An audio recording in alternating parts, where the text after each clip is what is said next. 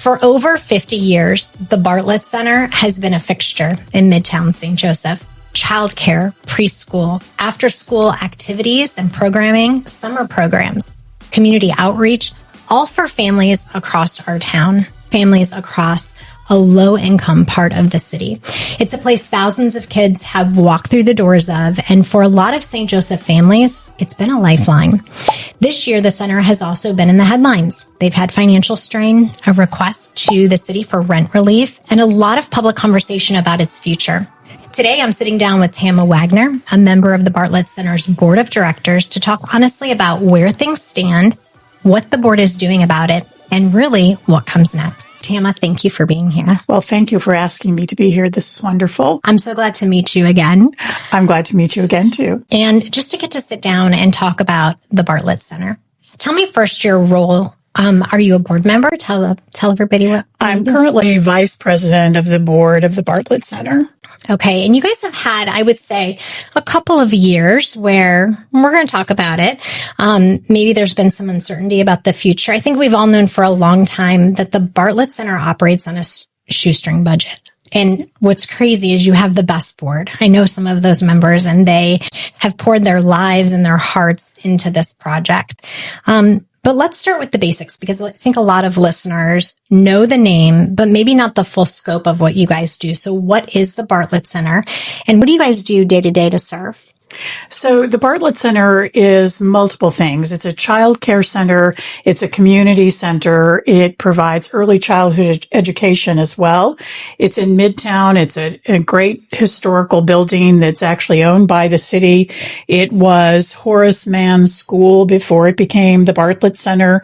And to say that it's been a rough couple of years is probably not correct, because I think it's been the entire time the Bartlett Center has been in existence that financially it's always been a struggle. Yeah, good point there. So what drew you personally to sit on the board? So I was asked, and it's the sort of thing that I was a working parent, and I couldn't have done the job I needed to do without safe, nurturing childcare. And I want to provide that same service or that same existence for working parents today. I view what we do as much as a community investment or a community engagement as a workforce issue. If we don't have available quality childcare, parents can't work. And so that's why I agreed to sit on the board, because I think it's so critical that we provide that service and provide that service in that area. You know, it's interesting because it's just another resource similar to Mother's Day Out. I would not have been able to work part-time while raising my kiddos without the blessing of the Mother's Day Out program. And we have two of them in St. Joe. We have Ashland, and then we have Wyatt Park. And both of them, tremendous blessings, but not necessarily for low-income families. So, I mean, would you be able to put a number on it? Like, is it a sliding scale that parents pay? Yes. So parents pay what they can. And then most of our parents do receive a state subsidy. We also have foster children that attend the Bartlett Center, and they're paid 100% by the state. And so it just depends on the parent's salary, what their portion is, and then the state makes up the difference. And they're on poverty guidelines. It's a percentage of poverty.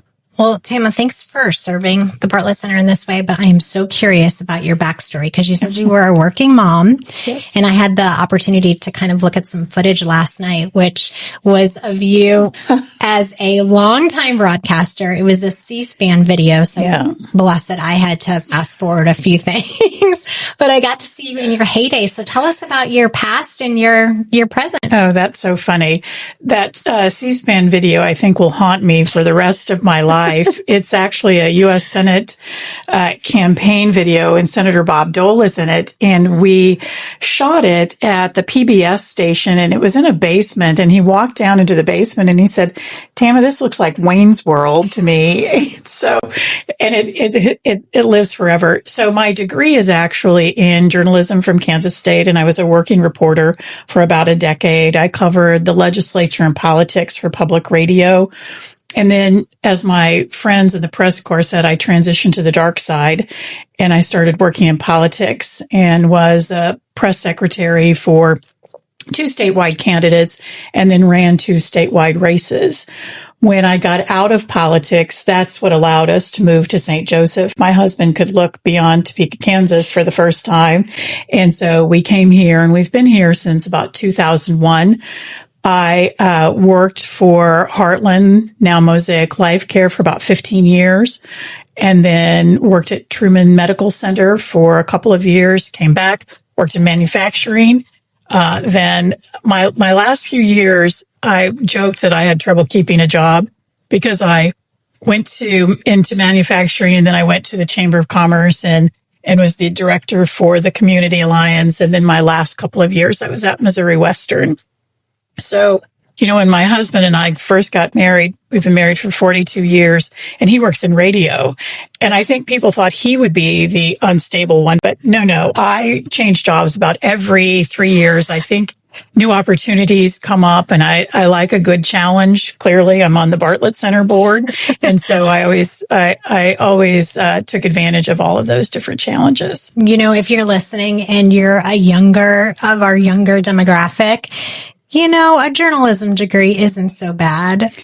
It opened so many doors, and I always, now I did go back and get my MBA when I was at Mosaic. And so, I did do that, but it opened so many doors. And what I liked best about reporting, you learn so much about so many things, and especially covering the legislature and politics.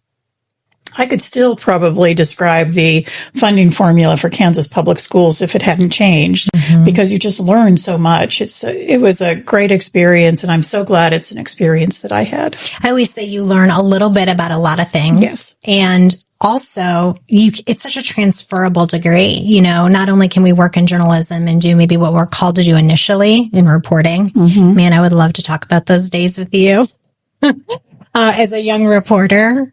Forgetting to turn on the camera, forgetting, a pen when it's necessary. Well, and I'm so much older than you. We had, at that time, these big 30-pound packs that you carried, and a big camera that you carried. Were you on beta tapes? Yeah. And you had to white balance the camera. And if you forgot to white balance the camera, and it was just... It was a great experience, but I just think back at those days and think, I'm so glad I had it, but I don't think I could do it again. Well, just sitting here, what's crazy is even 25 years ago, I was white balancing a camera, and here we are.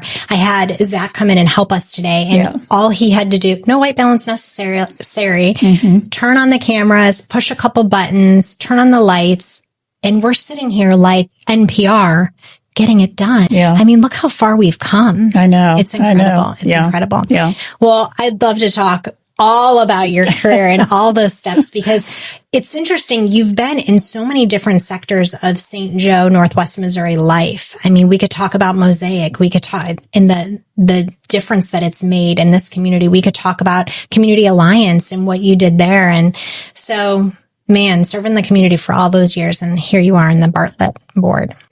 So I am newly retired. I retired in June. And so I get to do things now that I want to do. And I adopt projects that I feel are important and typically close to my heart. So when I leave here, I actually go and volunteer at the Cancer Center for the afternoon. And I'm not doing anything groundbreaking. My first 2 times I was taking pictures of wigs and then putting them in a Canva document so they could go in a notebook. But I thought, here I am. I'm doing this so somebody with a master's degree in social work doesn't have to spend her entire day doing this, and me as a volunteer can do this instead. So, what would you say to other volunteers who are doing it? They're showing up at the Cancer Center. They're showing up in roles similar to what you're doing even at the Bartlett Center. And they're not getting paid. We have a large swath of people in this community that don't get paid for doing good. What would you say to them? I think it's very important, especially, so I worked for 50 years. I started when I was 16, retired when I was 66, and I've always volunteered along the way. It was something that my parents instilled in us, that if you have the time and energy, it's that saying, to whom much is given, much is expected. And so, I think it's just critical. And I'm so appreciative of people who do that, who just say, I have a few hours or I have this time. It's something I can do and something I can give back, because it does help, especially. So my primary contact at the Cancer Center is the medical social worker. And so she can spend time on patient care and I can do the busy work. And so I think volunteers fill a really necessary role and really do help the community. I love that it's a generational thing in your family too. It kind of challenges me to remind my kids, like, okay, mom's giving back in this way. Let's go make sure that you're giving back too. Even just physically, not just in financial, right? Not just being like, oh, hey, but today I'm reminded my daughter's babysitting at home and she's painting rocks with the little kids she's babysitting with. And I said, now, who are you giving all these rocks to? And they said, we're going to deliver them to the neighbors. And I thought, well, they know to do that because we have another neighbor who's done that and been a great example. That's nice. Yeah. My mom was a CASA volunteer for most of my growing up years. And so she really set a good example of you need to dig in and find something that you enjoy and something that does give back. I love that. Well, okay. We got to address the elephant in the room, because I think it's more respectful to you and our listeners just to be direct about it. I think it's super important. The center has been super open about facing serious financial challenges this year, enough that leadership went to the city asking for a year of rent relief. So can you walk me through in plain terms, how the center got here and where you are right now? Sure. I think the center has always existed on the edge. The state is our primary payer. Most of our children are subsidized by the state. And unfortunately, the state is not a great payer. I think what's happened is just in the transition from privatizing back to public, maybe they're not staffed appropriately or adequately, but the amount of money that the state is supposed to give the Bartlett Center usually runs behind, and so our director spends a lot of time chasing those dollars. Because we're heavily subsidized by the state, we have to do a lot of fundraising on the side, and it's not easy to raise money for a childcare center, because I think most people look at it as, or most people aren't aware of Midtown. They don't live there. They don't go through there, that sort of thing. And so, it has been a challenge. We've had really dedicated funders throughout the years. And so at this point, we're really attempting to rebuild our brand, rebuild our community engagement, and really jumpstart our private fundraising as well. And what all happened with the city council? You guys went and requested some help there. And how did all that go down for you? So it did not go down well. However, it did open the dialogue. So the city continuously says, we've given about $800,000 to the Bartlett Center. Well, that's not correct. The city owns the building, and the $800,000 is going to maintenance of the building because it continued to fail inspections. And so there were things that needed to occur. The new city manager has been wonderful to work with. He seems very dedicated to the Bartlett Center, and they are making a great investment in the building that they own. I think a lot of it is, unfortunately, we live in a very political climate, and I think a lot of that plays into it, which is unfortunate because we're talking about children and working families, and that's really where our focus should be.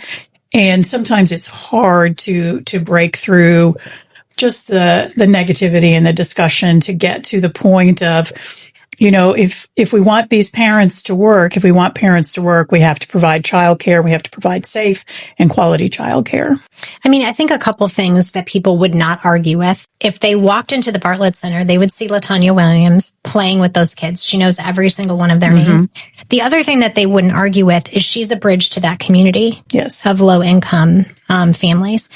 But something that they would argue is she's a politician. And so what would you say about Latonya's work there and then the concerns that, the politics has really gotten in the way, it seems, the last few years? Yeah. So when we look at our fundraising, I would say almost half of our fundraising is a direct response to Latonya Williams because she is so engaged in that community. And her kids grew up at the Bartlett Center. She grew up at the Bartlett Center. And so she is part of that fabric. I came to the board about a year and a half ago, and Latonya was already a politician. She was on the school board, which is a nonpartisan race, but I think we can all look at our school board and say it's not nonpartisan. It is on paper, but it isn't in practicality. And so she was already on this path. Does it make sense to have an executive director that's already a politician? I don't know. That's something that we as a board really need to think about. And so we're all very supportive of Latonya because, as you said, she is great in that role and with those kids and with those families, and she cares about them and about their futures because she was one of them. So the PR part of it, you and I both know that messaging is so important. And it seems like now the Bartlett Center has taken a turn and is really focused on that. You guys have friends of the Bartlett Center. You're trying to reach out on social. And I don't think you're doing a bad job, but how do you combat that image issue with Latonya being attached to it? I mean, I know it's been a struggle. How are you doing it? Well, if you notice on the Friends of the Bartlett Center, which has been active now just a couple of months, we do, as you say, we focus on who's behind the scenes, the board members, we focus on donors, we focus on family, we focus on the staff members who make up and the history of the center. And we're trying not to remove the focus from Latonya because she is such a huge part of that, but we're trying to demonstrate the Bartlett Center is so much more than that. And so, we've had really good success with our initial, I don't want to call it a rebrand because it's not that. It's almost a refresh to say, look beyond the negativity, look beyond what is happening because that's not relevant to this situation. What's relevant to this situation is that we're responsible for almost 90 children on a daily basis. We're responsible to those staff members that provide care, and we're responsible to those working families. And so as board members, that's what we need to focus on. Now, Latonya is our employee on the board has one employee, and it's Latonya. And so we're constantly talking about how do we remove the focus from her and put the focus where it should be. Not that she's not doing a great job. I mean, she is doing a great job. Walk in. If you're critical, walk in and you will see. Yes. That she does know every child's name. She does. Now, her office drives me crazy because I'm a minimalist and her office looks like, I don't know, some magic show in there. It's crazy. When you work with kids, hey, you got to have all the tricks of your So I try not to have meetings with her in her office because it makes me anxious. All right. Well, what has this year taught the board about transparency and financial oversight, like going forward? So, I think it's been a learning experience for all of us because most people typically don't join a nonprofit board and understand that you have this political issue to deal with, but then you have the real issue of we don't have any money. And so how do we do that? And we have some great partnerships in the works. We have a new partnership with the YMCA. They're actually going to bring programming to the Bartlett Center and use some of our services to do that. Somebody said, the Bartlett Center used to just be this hopping place. Everybody from the neighborhood went there. Well, that kind of reminded me that person probably hasn't been by the Bartlett Center because it's still that way. I was there yesterday for a meeting and there were 20 boys in the gym playing basketball. I think they were probably my grandson Roman's age. So freshmen maybe in high school. And, there's just almost so much activity that again makes me a little anxious because that's not my world. And it's but not quiet. It's not quiet, but but those kids are great. And so I think what we've learned is our mission is to guarantee that we're providing quality, safe care for those children and we're allowing those parents to work. So that's what we have to focus on. And then we also have to focus on our employee and making sure that we're separating her political life from this life. Yeah. And you're being transparent about it, which I appreciate. So talk to me about the budget, because what do people need to know about the shortcomings? So, if we lived in a perfect world, we'd receive about $60,000 monthly from the state. That varies, however, because we don't live in a perfect world. Anywhere from 1 month we received $19,000, the next month you receive $45,000. So you never quite hit the full allocation. And so we have to make up that difference. And we make up that difference through fundraising and grants. We've actually raised about $200,000 this year. And when I said earlier that about half of that is because of Latonya, half of it is a former teacher who lives in the area who chooses to remain anonymous, just essentially gave us about half of that $200,000 because, again, she supports the Bartlett Center, she supports Latonya, and she grew up in that neighborhood, that sort of thing. And so we have to make up that difference.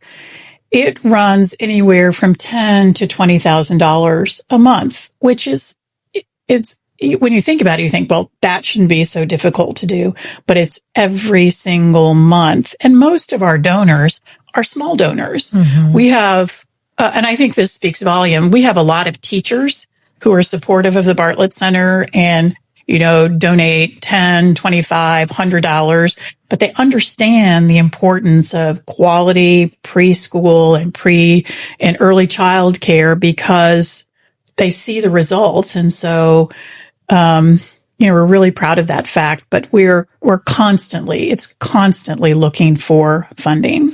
What are the practical needs of these kiddos and how are you guys spending the money very practically? Well, most of it is on staffing. Most of our expenditures are on staff. We do pay rent to the city. We receive a lot of donated items, food, paper towels, Pine Sol, all of those things. And so we're not spending a lot on food and supplies because a lot of those are already donated. So it really is paying the staff. Our staff make minimum wage with no benefits. We have 23 staff members. About half of them are full-time. The rest are part-time. And,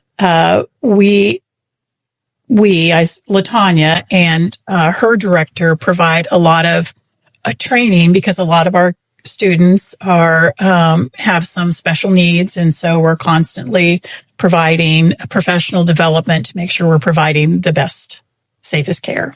Tim, I want to take just a minute mid-roll here and encourage everyone not only to support the Bartlett Center, but to support this podcast. If you're not a Patreon, I want to take just a minute and encourage you to.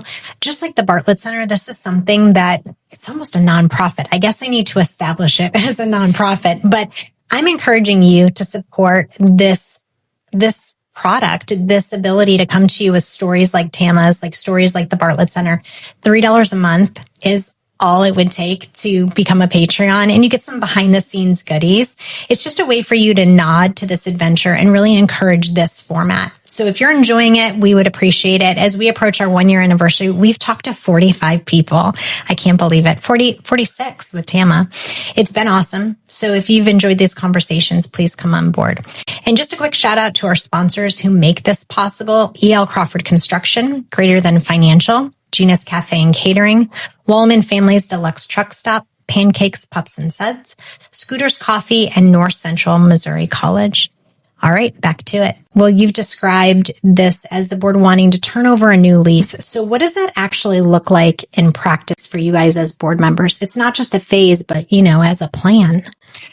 So a lot of it is our new branding, or again, I'm hesitant to call it new branding. It's more of a refresh, and turning the focus back to where the focus should be, on the kids, the families, and the center itself.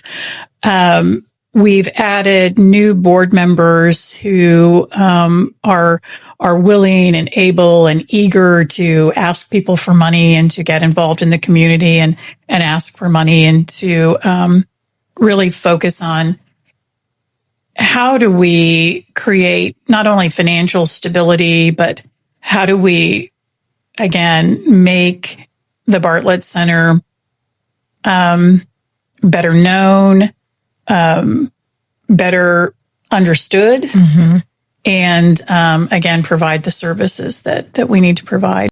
So we're launching into a new school year.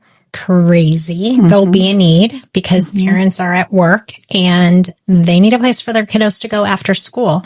So for families who may have seen the headlines lately and they're concerned whether, the center is still a safe, stable place for their kiddos, what would you want them to hear from you directly? Well, I would say I'm probably not the best voice to listen to, but listen to other parents. And so if you look at our social media, we have parents, we focus on or highlight parents on a routine basis, and they talk about their experiences. The other thing to think about is it's just not a Midtown service. Latonya has said that I think 11 buses actually pick up and take and drop off kids at the Bartlett Center. So 11 different schools are feeding into the Bartlett Center. Okay, that's a moment. Yeah. 11 different schools. This is not just a Midtown resource. Not at all. Not at all.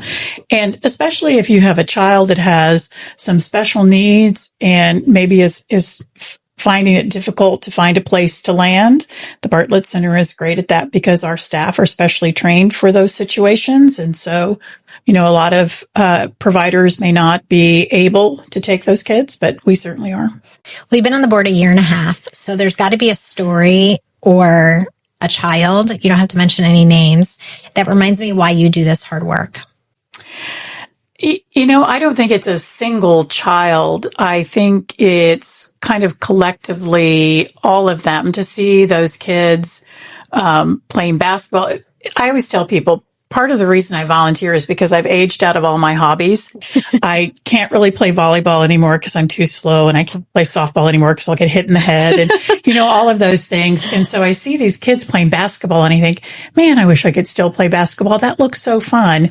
And then in the rooms, just kids playing, and that's really great. But there is one little boy that takes dance with my grandson, and he lost his mother recently, and so I like keeping an eye on him and making sure that he's thriving. And he just they do a lot of tumbling, and he just recently got his backflip.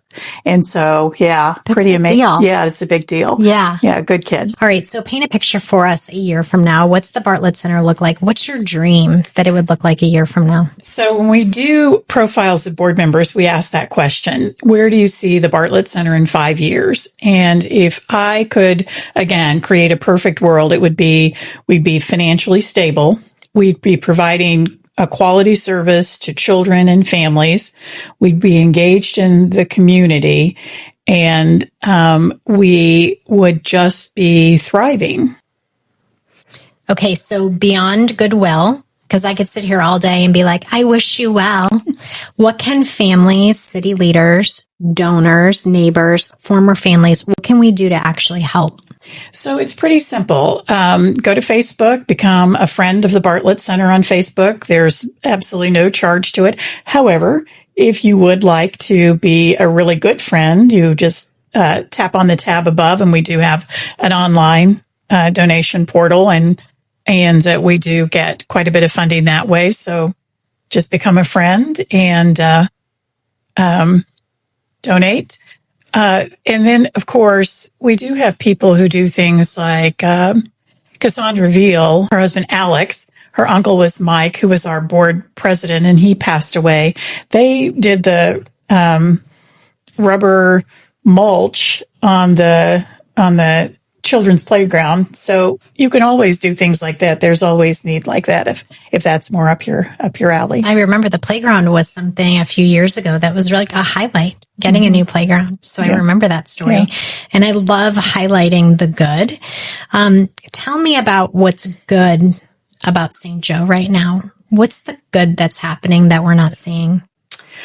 Well, again, I am newly retired, and I think we talked a lot about the number of people who volunteer. But for me, I get up every morning and I walk my dog on the parkway, and I see 20 or 30 people on the parkway, and we travel a lot. We're constantly going places, other countries, that sort of thing. What I like best is coming home and just doing that simple walk on the parkway. The pedestrian bridge that runs over Northwest Parkway is my absolute favorite place in the world. I think the city built that bridge just for me, so thank you. And that's what I like best, just the ability to just get out and walk and see your neighbors. And it's beautiful. They do a great job maintaining it, and it's my absolute favorite. Plus, I think there are a lot of people like Wes Simmons, who I know you're going to interview, who are trying. They're trying to figure out how do you make this community thrive and better. When I was the director of the Community Alliance, that's something that I looked at all the time.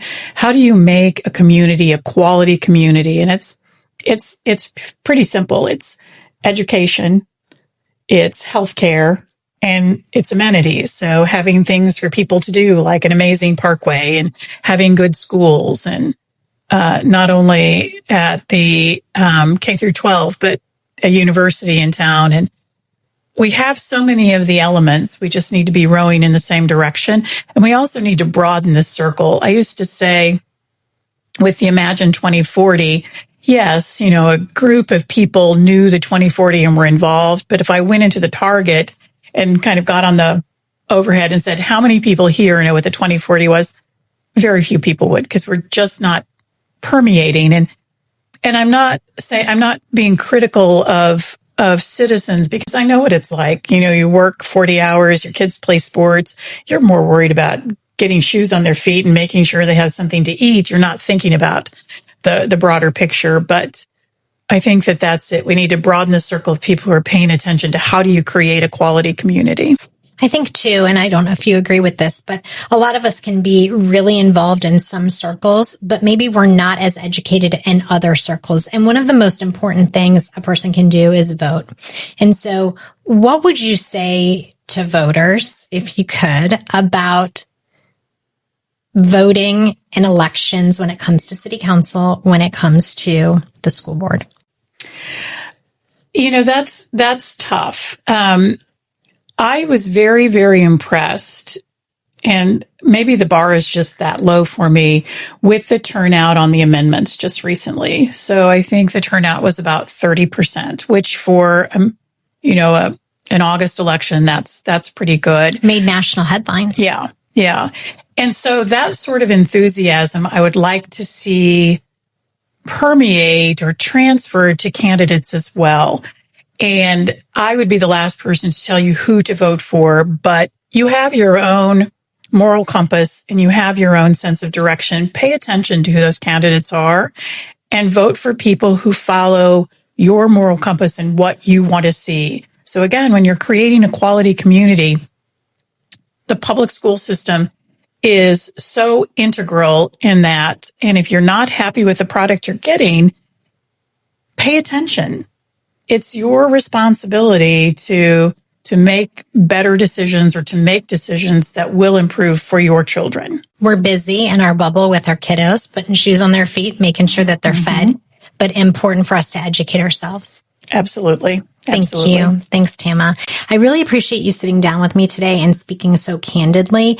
It's not always comfortable to talk about the struggle, but the struggle is real, and we appreciate you so much. And I think that openness really matters. Thank you. If someone listening wants to support the Bartlett Center, whether that's a donation, a volunteer hour, or just spreading the word, where would you say that they can go? I would say our Facebook page, Friends of the Bartlett Center, is a good place. If you leave a message there, we'll get back with you almost immediately. And you get, there are a number of us who are administrators on that page. And so somebody will have the time to get back. And of course, Venmo at Bartlett Center. Yes, of course. Don't forget the Venmo. Yeah. All right. Well, the Bartlett Center has been a part of the fabric of Midtown St. Joe for generations. And like Tama said, the next chapter is obviously still being written. So if you can lend a hand, now is the time. Thanks for listening. We appreciate your support. We appreciate you listening to this particular episode, and go back and listen to the other episodes. There's 45 others. It's been a heck of a year. We appreciate your support, and we'll see you next time.